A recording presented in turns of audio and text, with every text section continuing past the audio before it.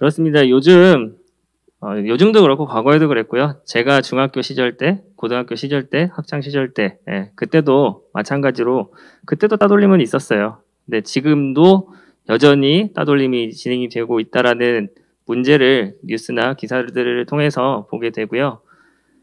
이제는 학생들만의 따돌림에서 벗어나서 더 나아가서는 직장에서의 따돌림, 또 사회에서, 또 학교에서, 그러니까 대학교, 뭐 이렇게 어른들의 사회에서까지도 따돌림은 많이 변화되어서 진행이 되어지고 있는 형태를 보게 됩니다. 여러분 또 코로나가 터지고 나니까 따돌림의 방식도 교묘하게 또 바뀌고 있다고 해요.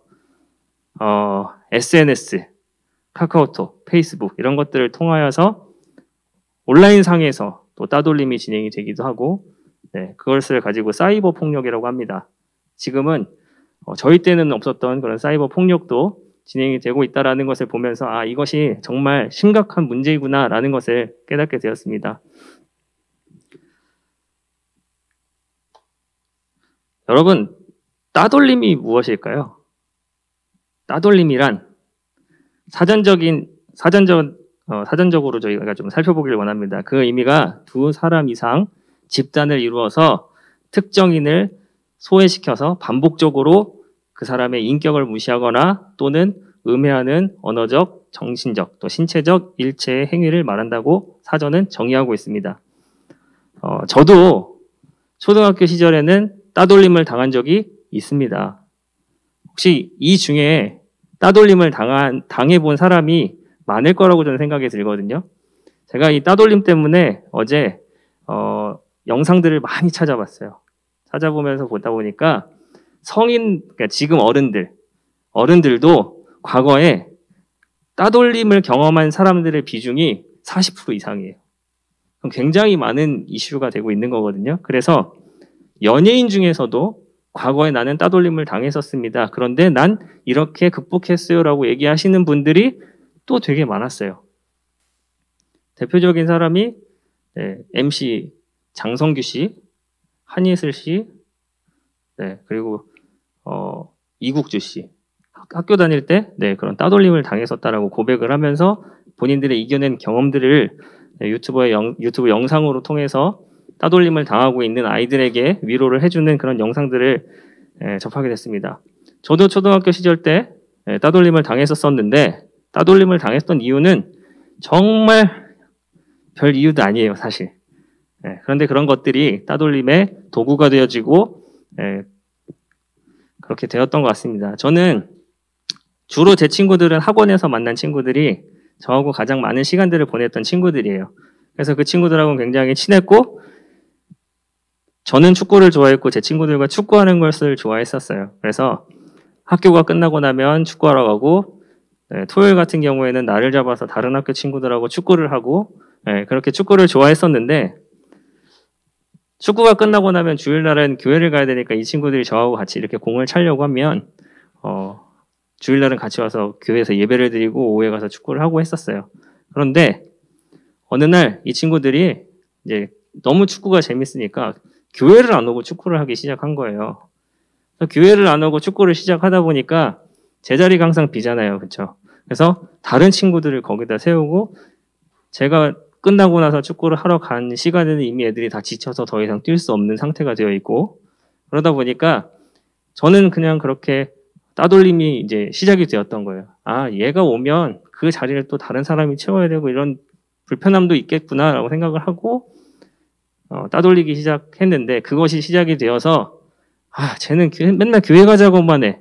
이런 얘기 때문에 저는 이제 친구들과 멀어질 수밖에 없었고 그렇게 이제 저는 상처를 많이 받게 되고 친구들과는 멀어져서 더 이상 친구가 아닌 상태가 되었던 그런 적이 있습니다. 여러분들도 다양한 그런 이유 때문에 괴롭힘을 당하고 있는 친구를 보거나 또 때로는 나는 장난으로 던진 거지만 상대가 상처받는 줄 모르고 했던 행동들도 여러분에게도 있을 거라고 저는 생각이 되어집니다.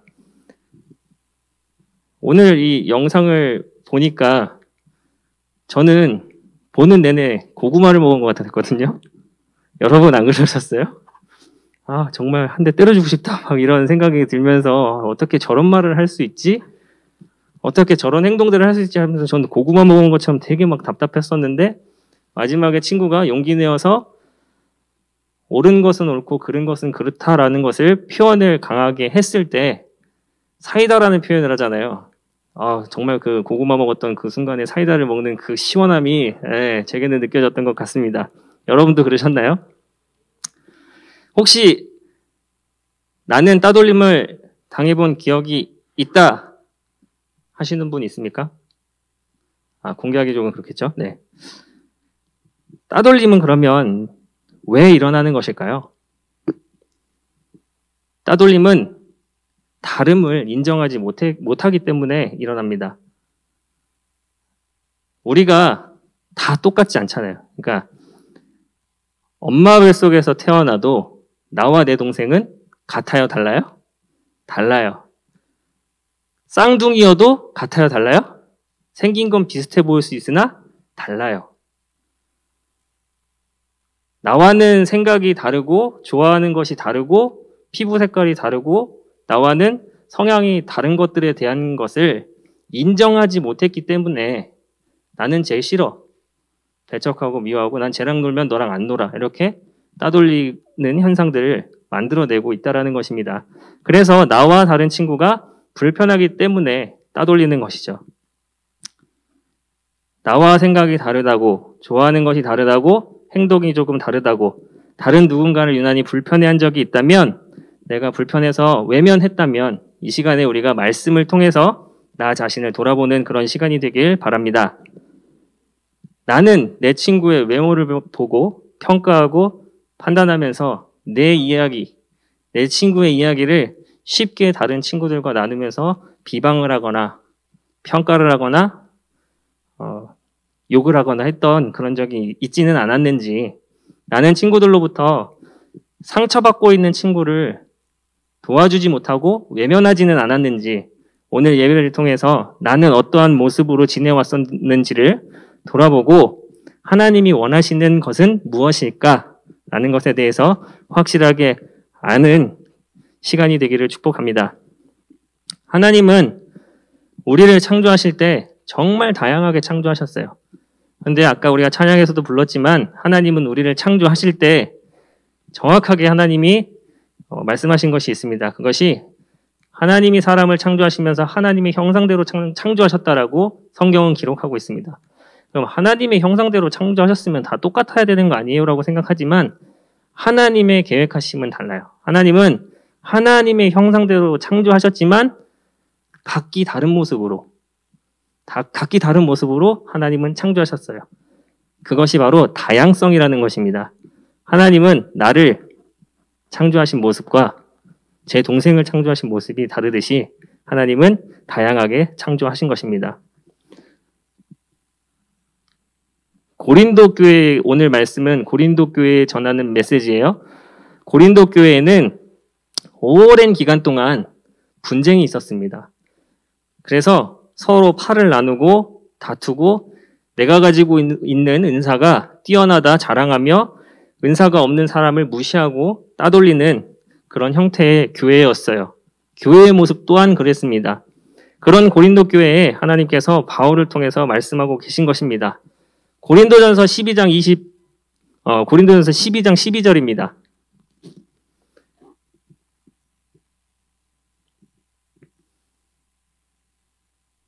말씀 혹시 준비됐나요? 네. 여기 안 나와서 네. 다 같이 몸은 하나인데 많은 지체가 있고 몸의 지체가 많으나 한 몸인과 같이 그리스도도 그러하니라 라고 기록합니다. 한 몸이에요. 여러분 우리가 몸을 상상해 보길 원해요. 내 몸의 구조는 몸은 몇 개예요? 한 개죠. 그런데 내 눈은 몇 개예요? 두 개죠. 내 코는 몇 개입니까? 하나예요. 내 손은 두 개, 발은 두 개. 다 알고 있듯이 우리의 몸의 구조는 그렇게 되어 있지 않습니까? 네. 몸은 하나인데 가지고 있는 기능들은 다 다른 것들이 있지요. 여기서 말하는 몸은 교회이고 나를 뜻하는 것이에요. 우리 공동체를 뜻하는 것입니다. 믿어지면 아멘. 교회는 몸이에요. 우리는 그 안에 있는 지체입니다. 누구는 눈의 역할을 하고, 누구는 발의 역할을 하고, 누구는 손의 역할을 하고 있는 것입니다. 그래서 우리 몸을 이루는 모든 지체가 있기 때문에 우리는 건강한 한 몸을 이룰 수가 있는 것입니다.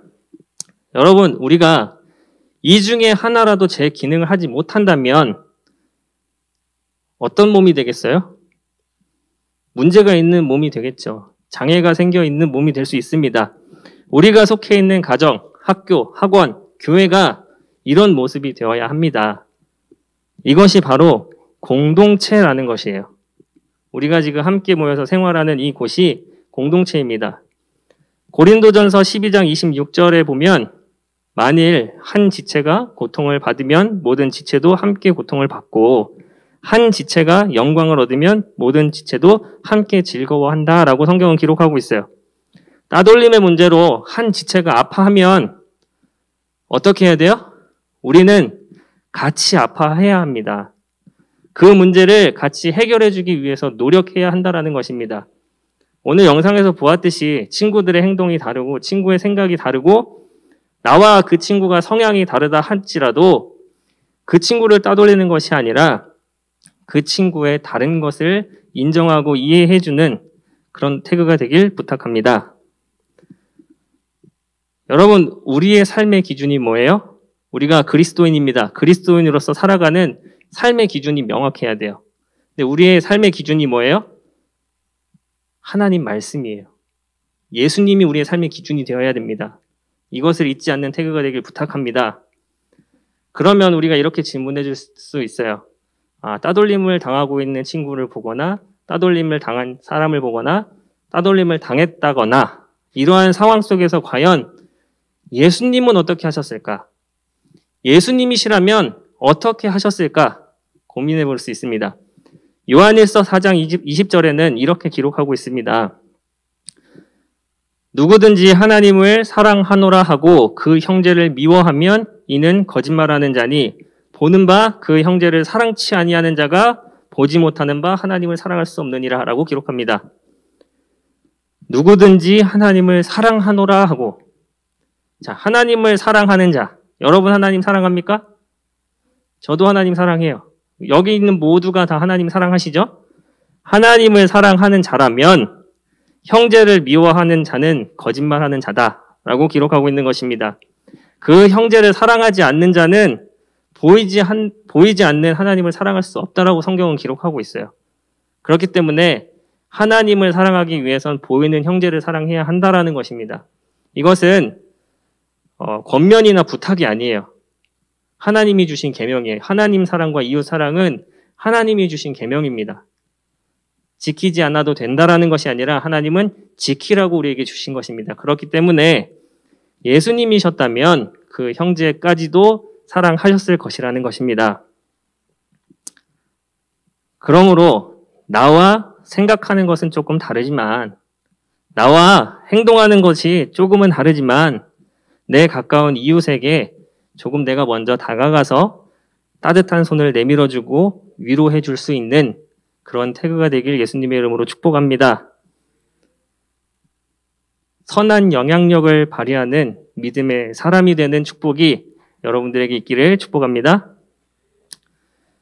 우리가 살아가는 이 사회의 수많은 따돌림의 모습이 뉴스나 여러 가지 소식들을 통해서 우리는 쉽게 접할 수 있듯이 정말 사회가 악하고 혼란스러운 상황에 있는 것 같아요. 그런데 우리가 그리스도인으로서 예수를 믿는 사람으로서 그냥 저 친구는 교회 다니는 사람이 아니야.